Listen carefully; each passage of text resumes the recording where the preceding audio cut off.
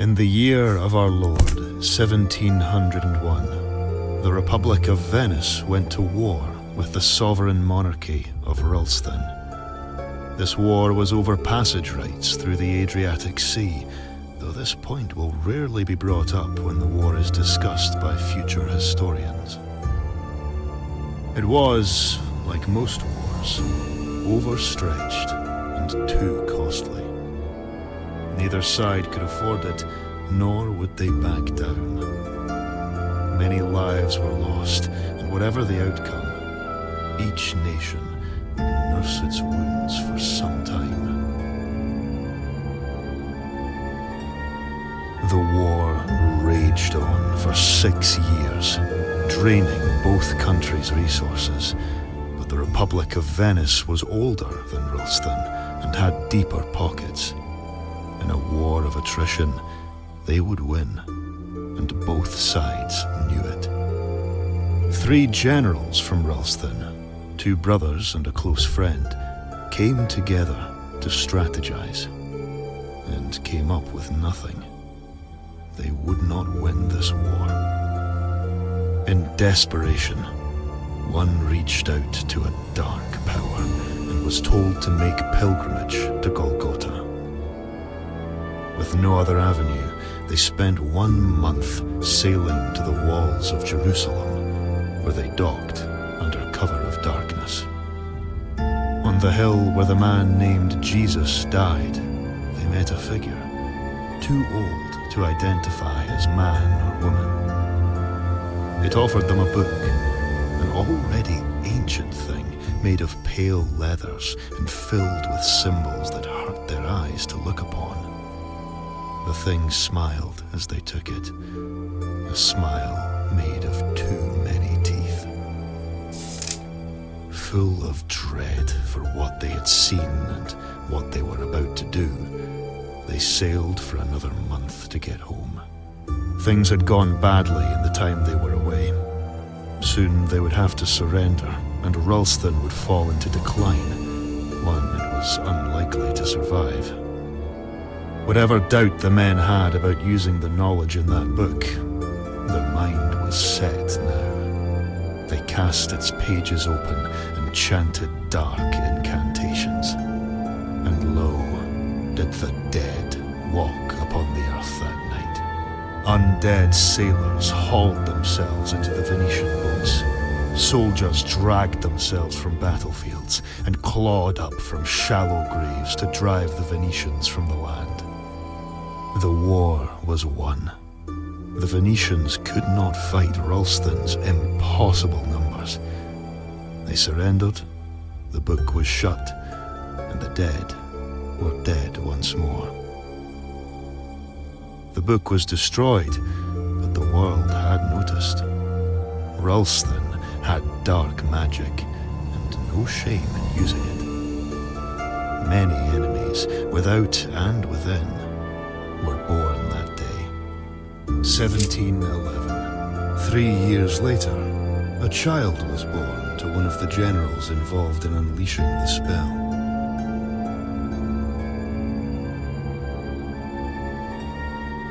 A beautiful baby boy.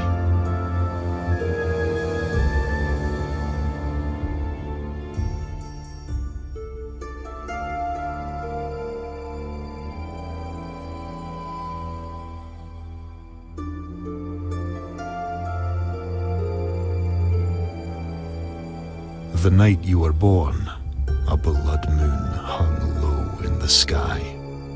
Shepherds took their flocks in, and old women lit candles in windows to ward off such an ill omen. You were taken from your mother, and left with a nursemaid for your first few days in this world.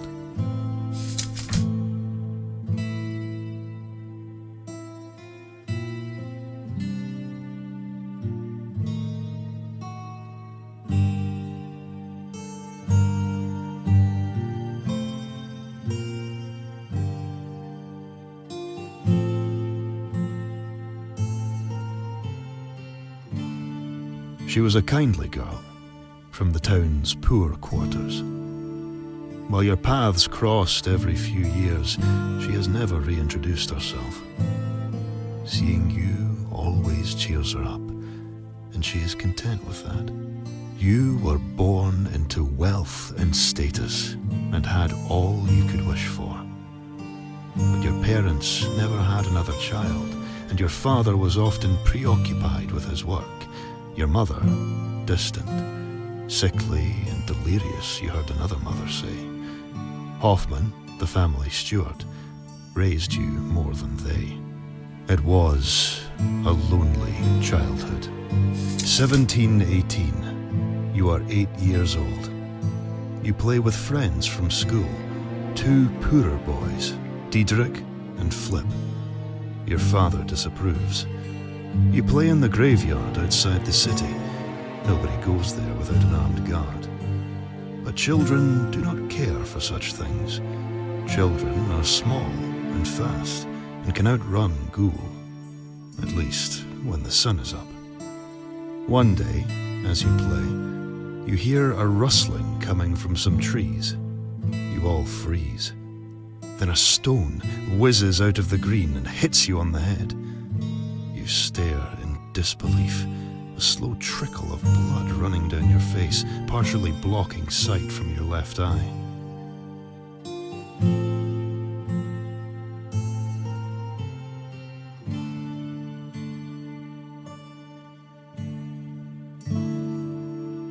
You scan the tree line and spot Sophia, a girl you recognize from school.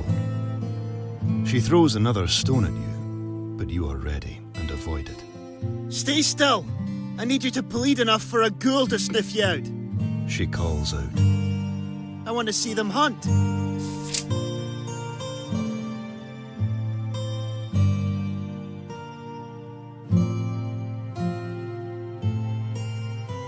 You pick up a stick, and when she next flings a stone, you bat it aside. Do that again and I'm coming over there. Night comes, the ghoul will find your beaten body waiting for them. She sized you up for a moment, then climbed out of the tree. Right, calm down. I was only joking. She hung around for a bit, watching you play.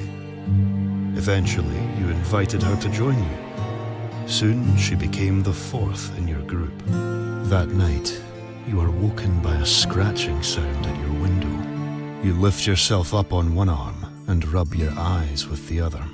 The scratching sound turns to a chipping one, and a moment later there is a muffled sound of glass breaking. A thin black arm reaches in then and unlatches the window.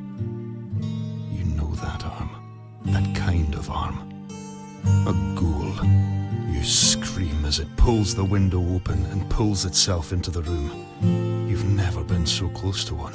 Its face is like a man's, but gaunt and twisted into a sorrowful, angry expression. It lands on the floor of your room with a sickening thud, and as it stands, it ripples and twists in unnatural ways. You scramble away from it, hot tears streaming down your face as you continue to scream, your throat already sore. The door behind you swings open. Your father steps in. As he looks at the creature, his face is expressionless. He enters the room, sword in hand, and feints to the left. As it lunges, he sidesteps to the right and slices downwards. The gore that sprays from the thing as it falls flicks onto your face. Your father looks down at you for a moment, then nods and leaves to make sure there are no others. You never play in the graveyard again. 1721. One morning, your mother comes to your school. She takes you out, even though classes are not finished. She says everything is okay, but you do not believe her.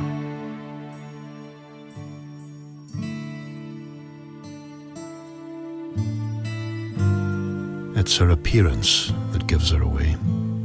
She is normally so perfect, but her hair is out of place, her dress loose, her makeup faded. She brings you around the town. First you stop to buy sugared apples, then she takes you shopping. New clothes, new books, new toys, a luggage trunk. She brings you to the castle, and with some whispered words and coins exchanged, the guard lets you into the grounds. You go to the pond and throw bread and watch fish pop their heads up to steal from the ducks. You walk the city walls, and the two of you take in the view. The sea to the west, the hills to the south, the forest to the east and north, and beyond the northern tree line, the road that leads to the capital. That, she tells you through teary eyes, is where you're going. You won't understand until you're older. Maybe not even then. You need more than I can give you, more than I can be. You protest. She cries. When she stops crying, she doesn't remember where you are, how you got there. A watchman brings you home. There your father glares at you, angry that you upset your mother, angry at your non-compliance. Hoffman brings you to your room to help you put your new clothes and books and toys into your new trunk. He tells you that she loves you, that this is for the best. A few days later, your carriage rides out of town. In your children's stories, events like this happen on rainy days, but today is sunny and clear-skied.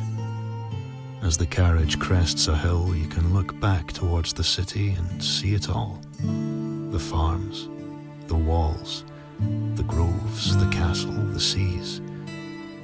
Your home. How do you feel as you are taken away?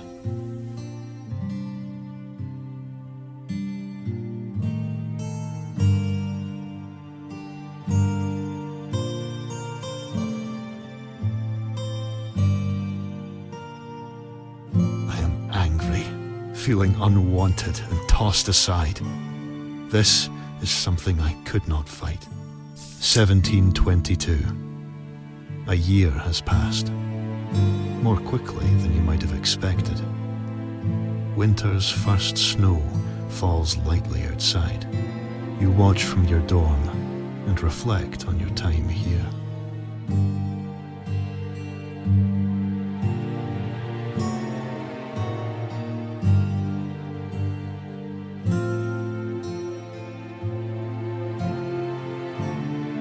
You directed your energy towards physical activities and joined the running team. You wonder if your father would be proud of your accomplishments. You hate yourself for wondering this. 1725. Your schooling is done now. Your time here is over. You spent much of this year deciding what to do next.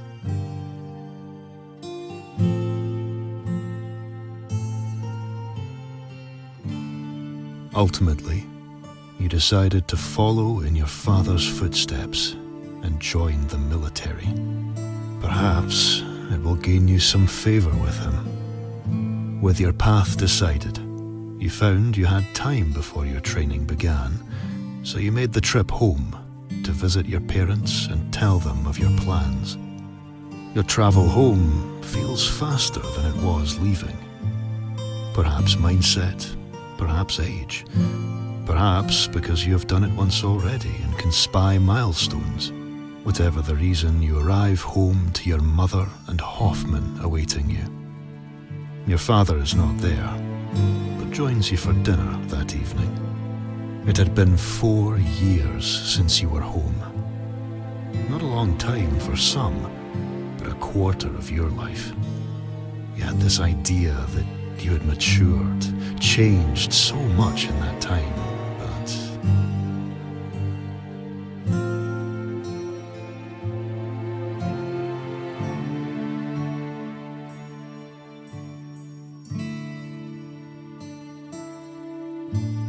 your attempts to gain access to the library's restricted area are rejected. The master there refuses you. Those books are not for children. You tell her of the books available to you in the school and of your studies and how you are able for the secrets hidden in her library's vaults, but she assures you that your mind is not ready for what you would find within.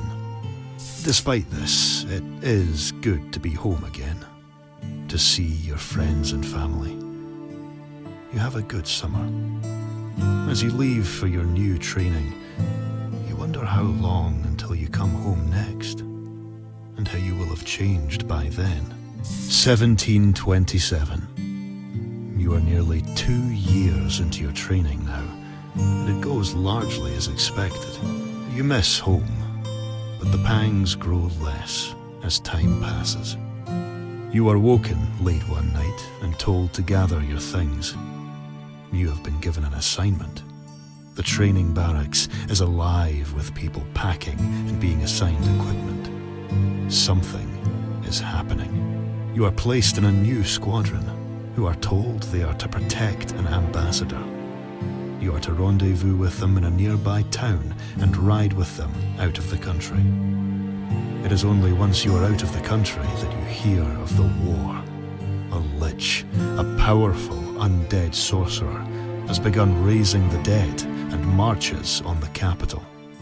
So far, its armies show no sign of moving out of Ralston, but Venetian and Habsburg forces are amassing on their respective borders to repel anything that tries to cross them. You request reassignment many times over the following year.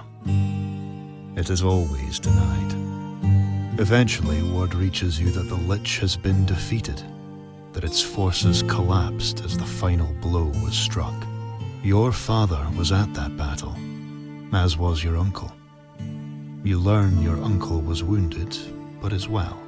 Neither man died, though the same cannot be said for thousands of others in the country. You look up the other soldiers you trained with. Most were deployed across the country to help fight back the dead. Very few survived. Those that were not sent were ones like you, from prestigious families.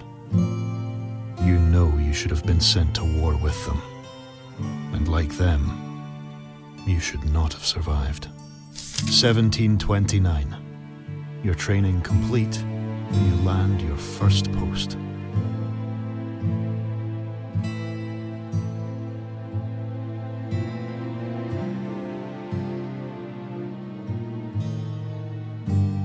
You were sent to ferret out and crush pockets of the Shroud, mortals who had sided with the Lich in 1726.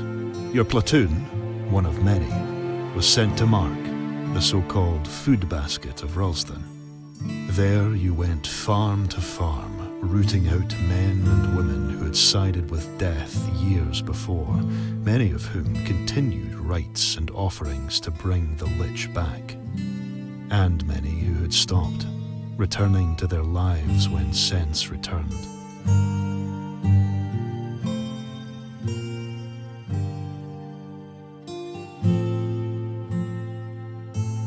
This is not what I signed up for. These people are Ralsthesians. We should be fighting for them, not fighting them, regardless of their choices. What they did was a failing of the state, not of them. 1731. You are through the early years of your career now. You have earned some recognition and accolades, some time from work, and a purse are made available to you. As you take some time to enjoy this leave, a terrible thing happens to you.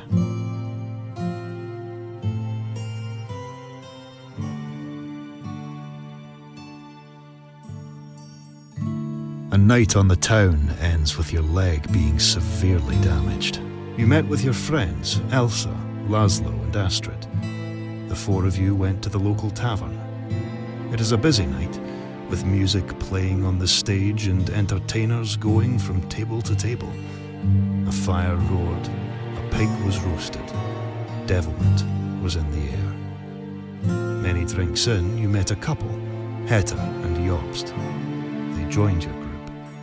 You shared stories over beers. They were going to a party and invited you along. You decided to go, even though your friends were calling it a night. You, Hetta, and Jobst wandered the streets drunkenly laughing, sharing a bottle of pumpkin seed liqueur you'd bought at the tavern. They brought you through an alleyway, a shortcut.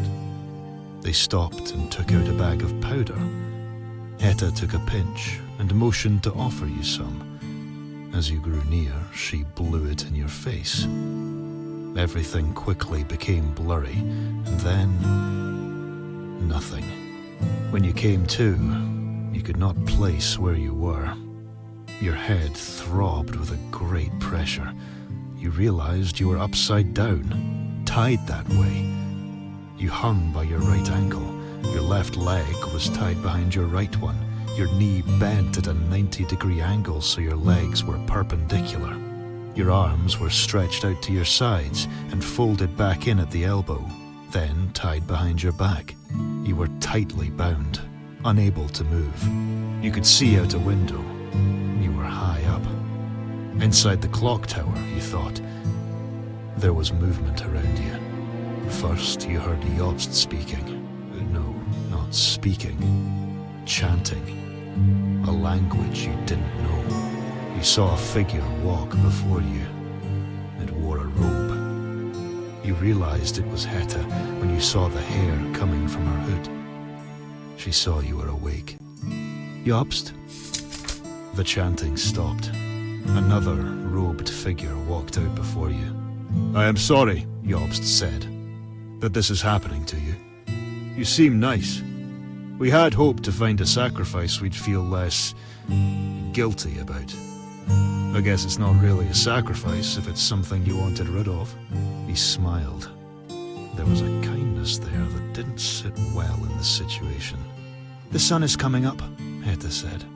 Jobst stood. Without saying anything else, they left.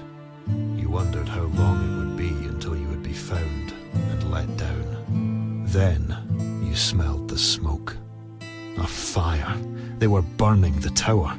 A panic washed over you. How long until the flames spread and you burned? The smoke filled the room.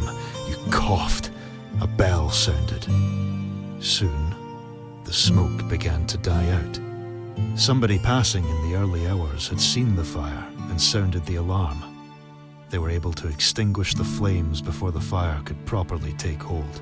Soon you were found and cut down. You still bear a scar on your ankle. Hetta and Jobst were never found. 1733. When you learned of your father's death, you were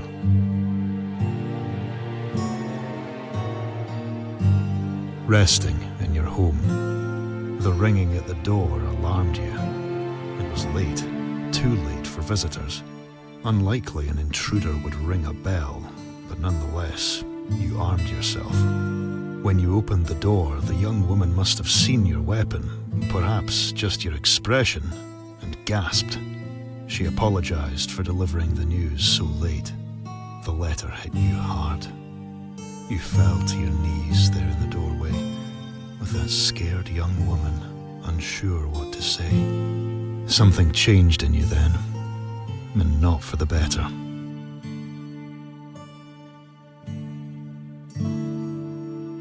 I went numb.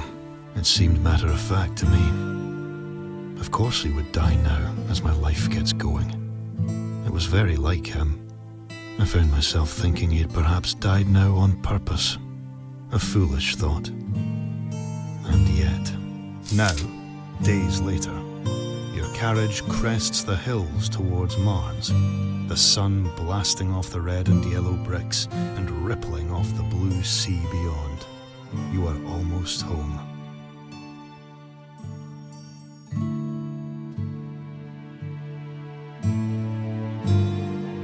Home to see my mother, to support her in this terrible time.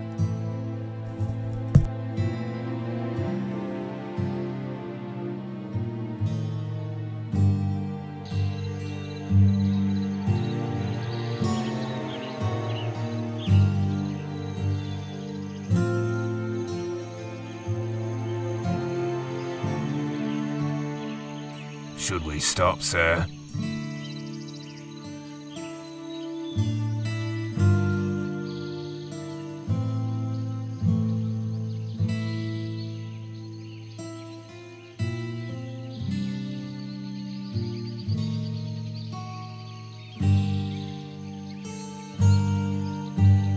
Yes.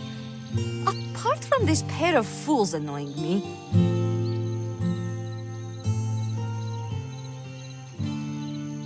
Stay out of this. It is none of your business.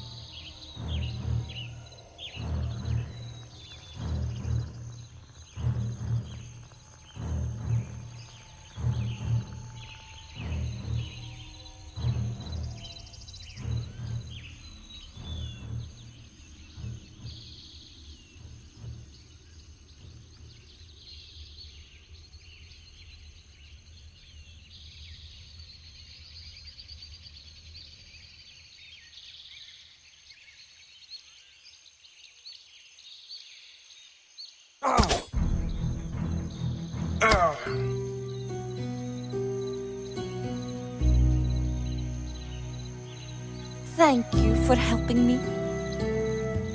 I know you. You are the son of Zelig.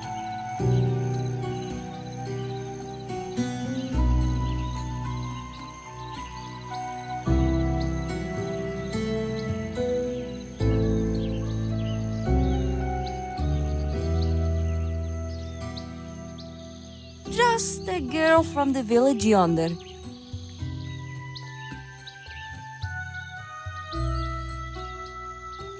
I was collecting herbs when they waylaid me.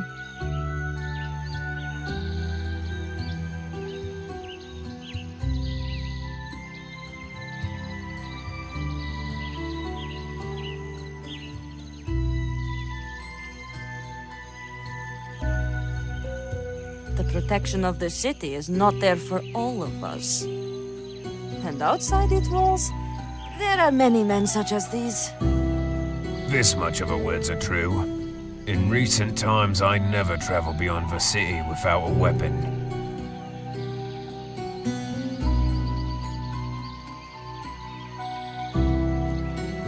It was not.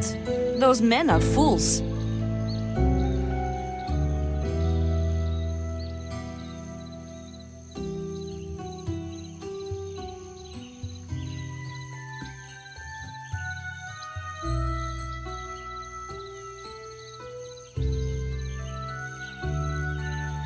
I think our paths shall cross right enough. Perhaps as allies. Though as friends, we shall see. I am sorry. It is a sad day, and Lord Zelig was a good man.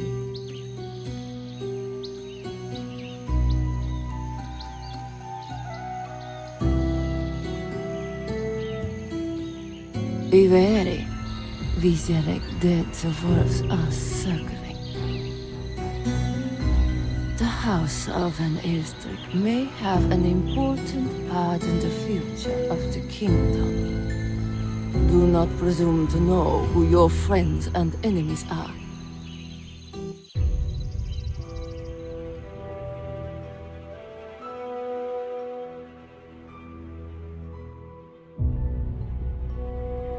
Whoa there.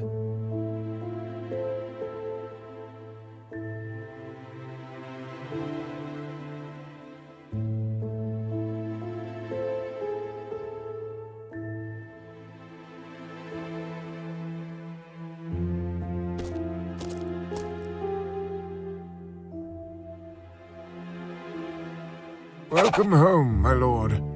I trust your journey was a pleasant one.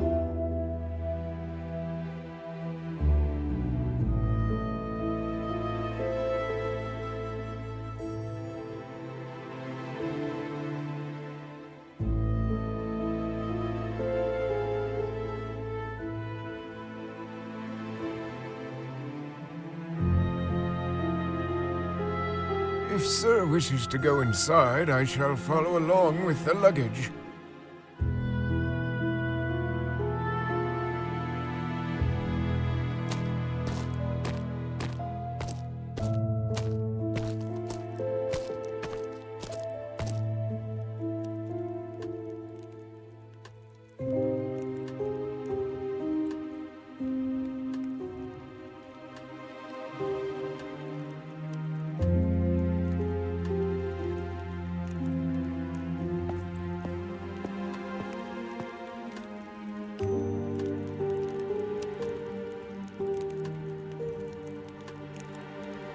Away, ghost. Too tired to be haunted this day.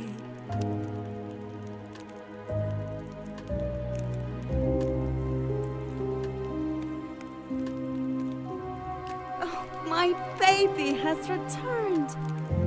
Your father will be so glad to see you. Your father. Your father. Oh.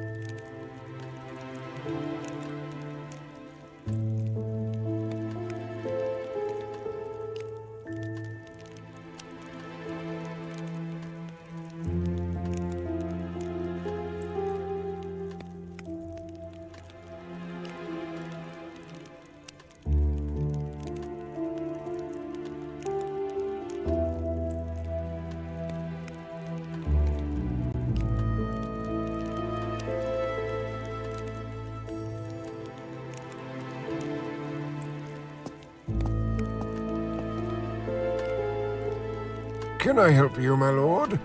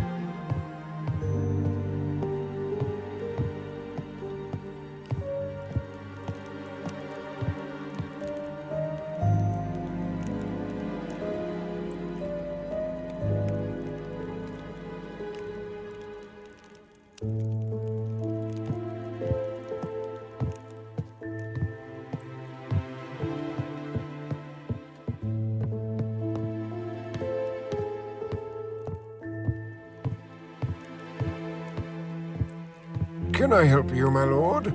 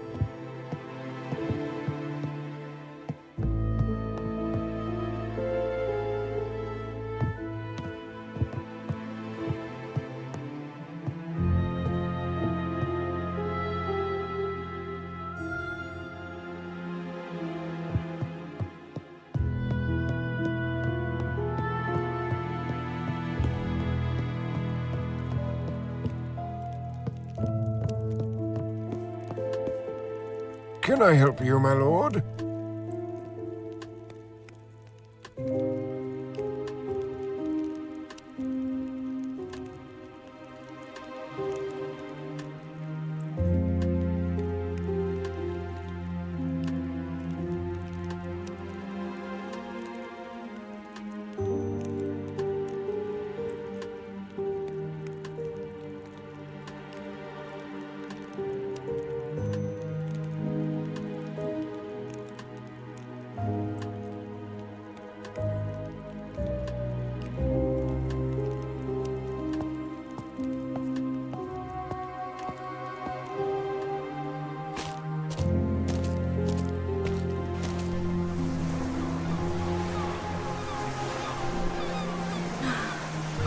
His ship should be back any day now.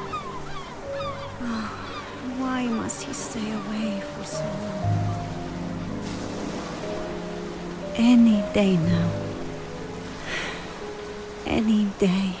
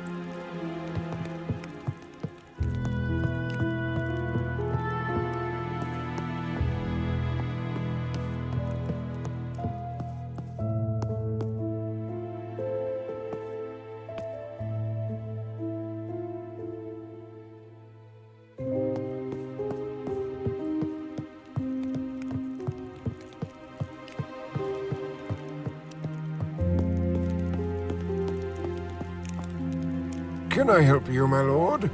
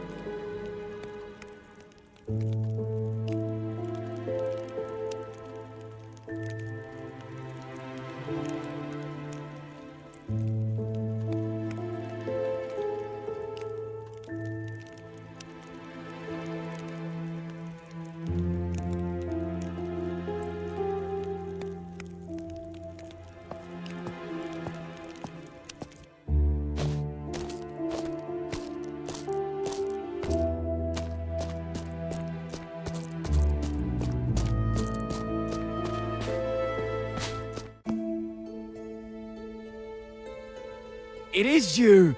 Oh, I saw the carriage pull up and hoped.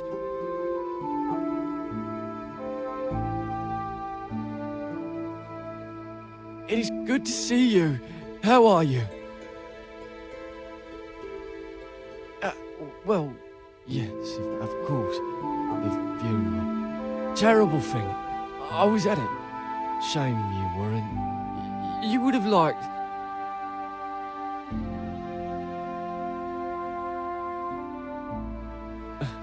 Well, yes.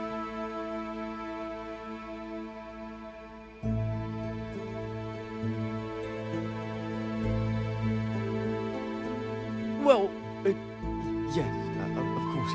I didn't mean to suggest you missed it on purpose or anything. Was it the roads? Were they full of dangers? Bandits and fiends and the like?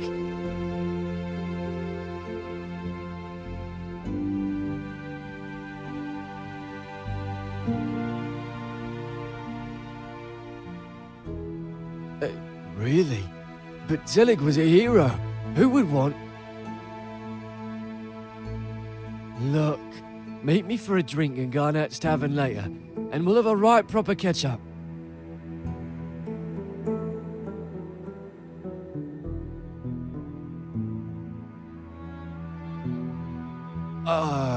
Yeah, sorry. You won't know her yet. She only bought it last year. It's the tavern on the other side of the river. Cross the bridge at the marketplace. Here, I'll mark it on your map.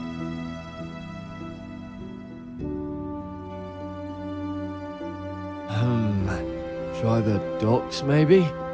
Some hard physical work would probably suit a military type like you. Or, try over at the academy. There's a school there and I think they're a teacher short. Oh, yes. I saw a sign outside Garnett's this morning. Take a look at that. It might be a job advert. Here, I'll mark them all on your map.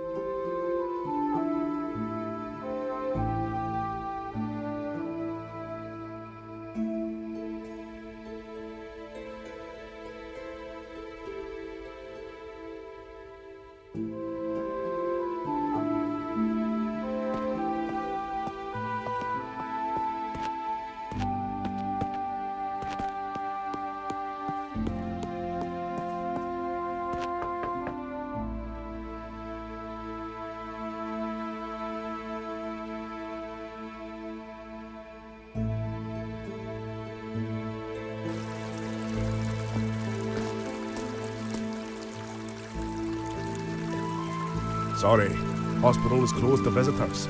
Dr. von Salfelden's orders. You can ask, but I don't have an answer for you. I hardly understand anything the man says.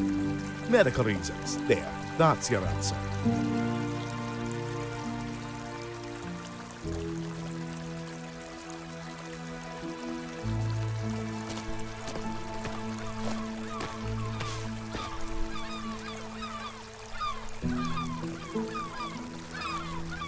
If I wanted to talk to the living, I'd find another line of work. And... well, I've no interest in answering them. Good day to you. Look, I said good day. Did it all nice and kindly. But if you don't leave me to my work, I'll turn nasty fast. Now get. Go on.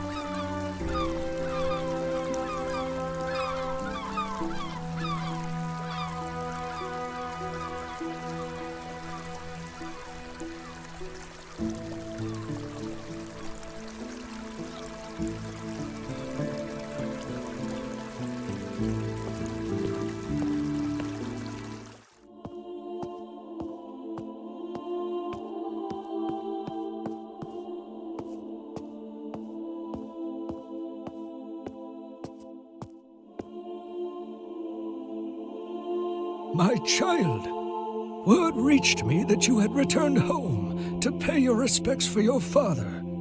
Most noble.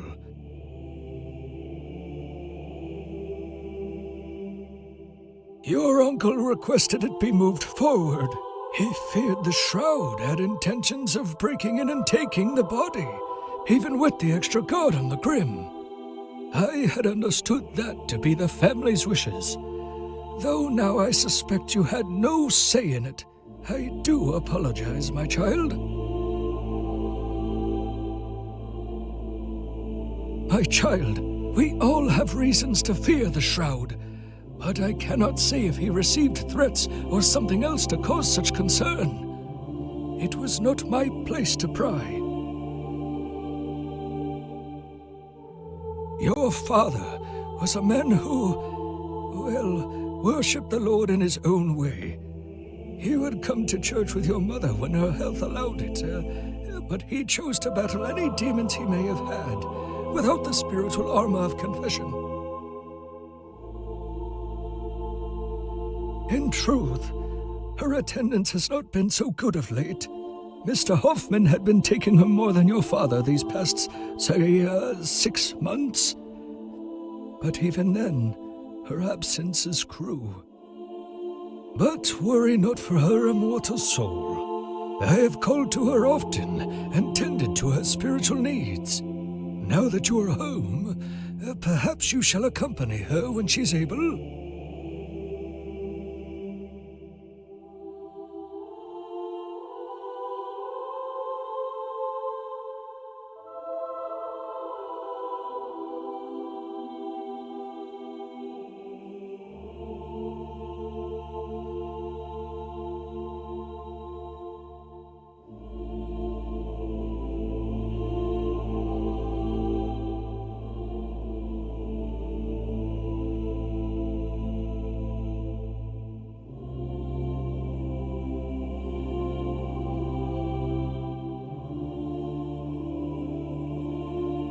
Of course, my child. It should be open to you. Just enter the tower and go down.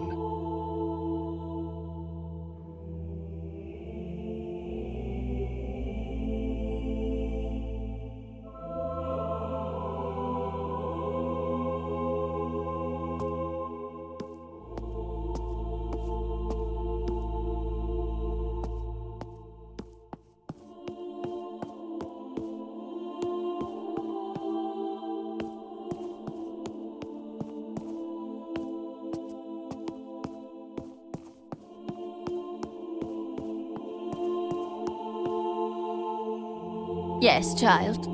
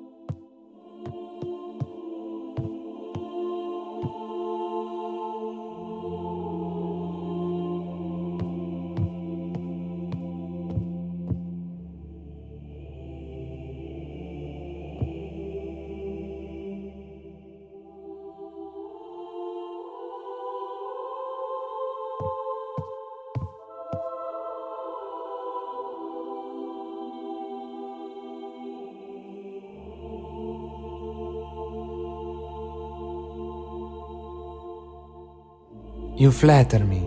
In truth, I am not yet knowledgeable, so soon out of the seminary at Cani.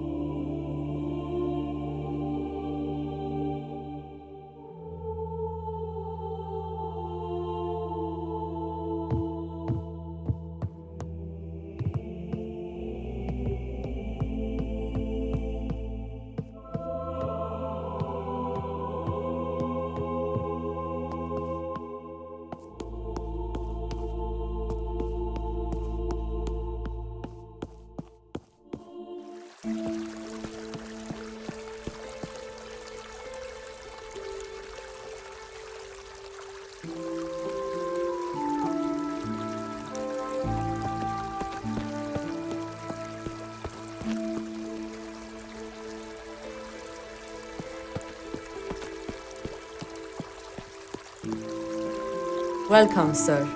I have fabrics from across the known world, linens from the Nile, wool from the highlands of Scotland, and, of course, silks from the Orient.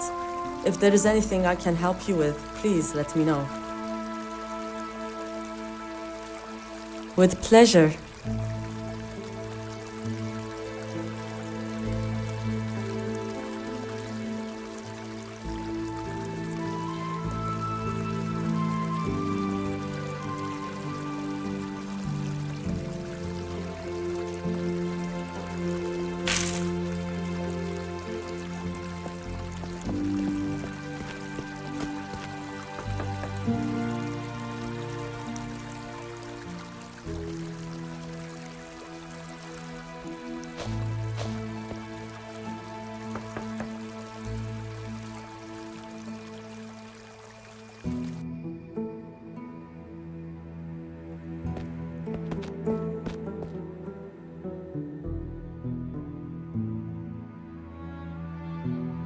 Good day.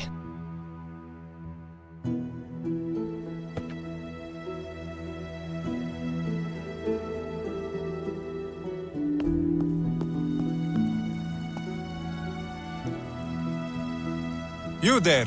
His lordship isn't seeing guests today. Doors close as he mourns his brother's death.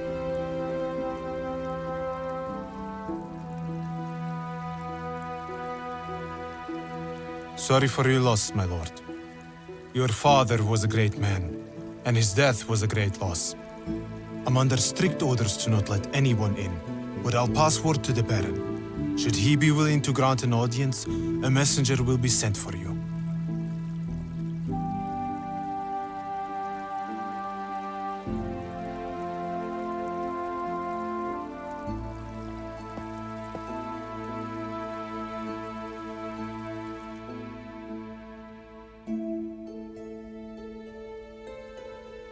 You looks just like Master Lucas. You know the schoolmaster? Course he does.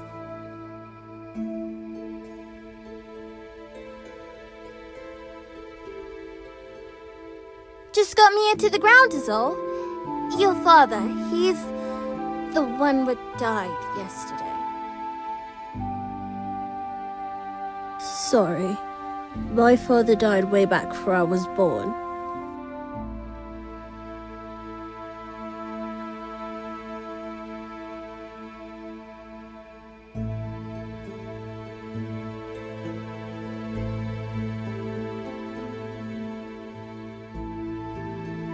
I wasn't doing nothing.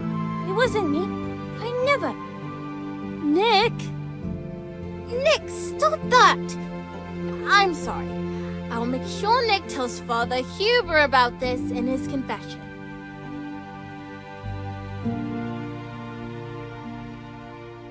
We'd love to, but we're so hungry. We don't get much to eat. Only what the school can spare, and that ain't much. If we had some food, that'd give us the energy to fetch the schoolmaster. Surely it would.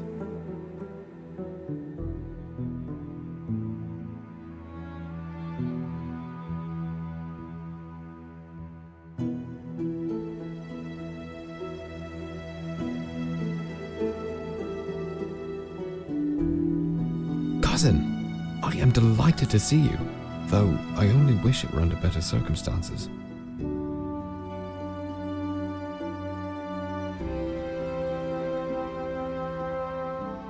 So, what can I do for you, dear cousin?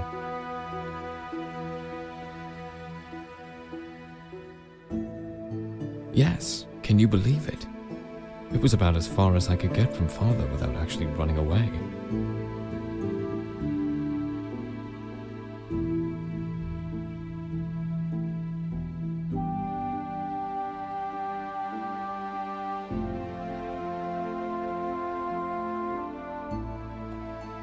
I am. It might not be up your alley, but if you're interested, I would be happy to give you a chance. Think on it, cousin, and come back to me. I could certainly use a trustworthy hand with my work here.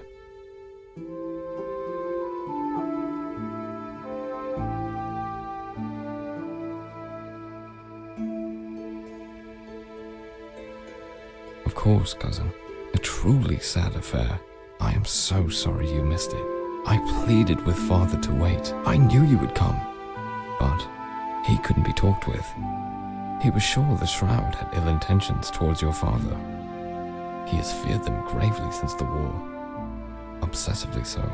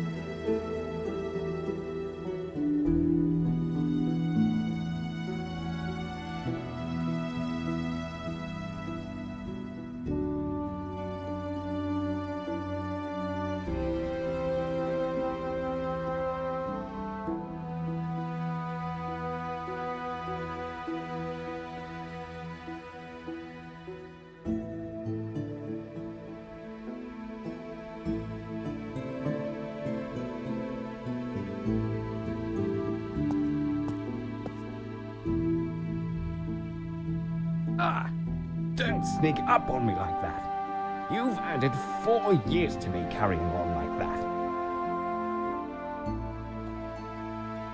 Yes, I am, yes.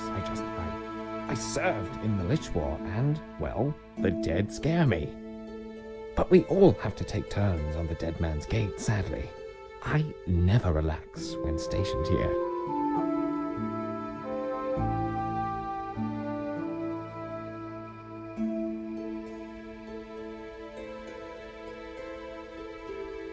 Yes, of course. It's always closed. Unless, it's open. I mean, sometimes we're ordered to open it, but not right now.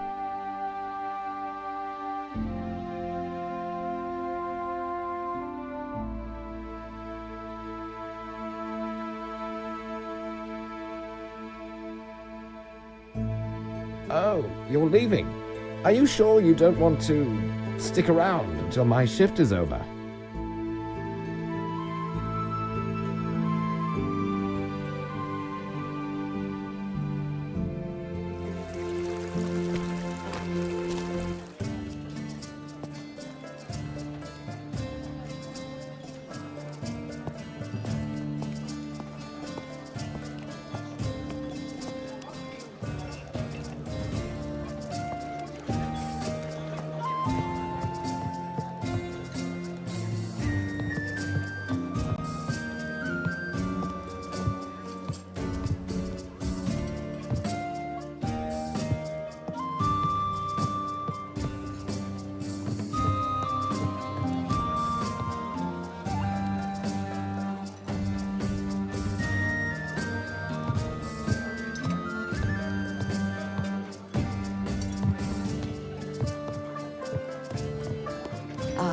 There you are.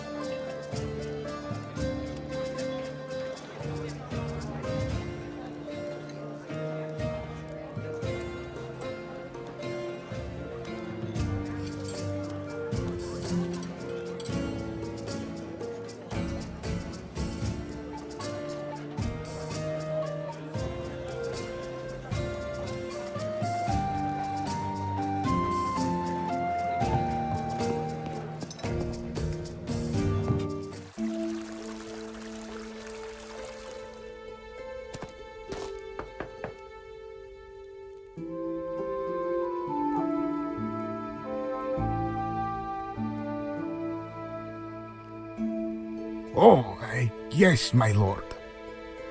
Sorry for the mess. I wasn't expecting guests.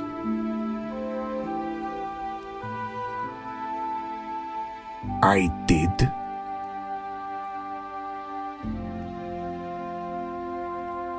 What I found in the bushes? Your father and some bottles. I can't really recall much else. Mine's been worrying about how I'll feed my family since Hoffman let me go.